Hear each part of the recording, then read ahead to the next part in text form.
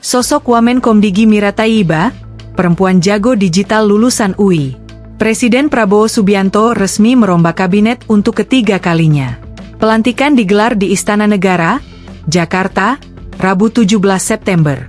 Salah satu yang dilantik yakni Mira Thayyibah sebagai Wakil Menteri Komunikasi dan Digital menggantikan Angga Raka.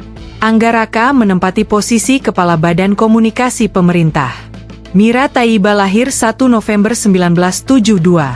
Dia lulusan Sarjana Teknik Elektro, Universitas Indonesia dan menyandang gelar Master of Science dalam Teknik Elektro dari Northeastern University, Boston, AS. Ia adalah perempuan yang menduduki posisi tinggi dalam bidang teknologi pemerintahan, yang tradisionalnya lebih banyak diisi pria. Ini memberikan contoh representasi gender dalam birokrasi teknis.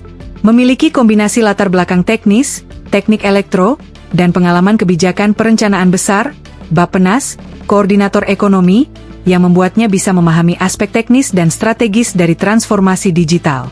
Mira pernah di Bappenas PPN sebagai Kepala Subdirektorat Pos, Telekomunikasi, dan Informatika, yang menunjukkan pengalaman teknis dan perencanaan di sektor komunikasi sejak lama.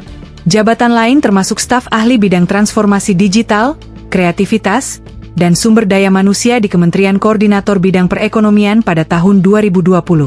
Sebelumnya Sekretaris Jenderal, Sekjen, Kementerian Kominfo Komdigi sebelum dilantik sebagai Direktur Jenderal Teknologi Pemerintah Digital, Dirjen Tekno Government Digital, di Kementerian Komunikasi dan Digital.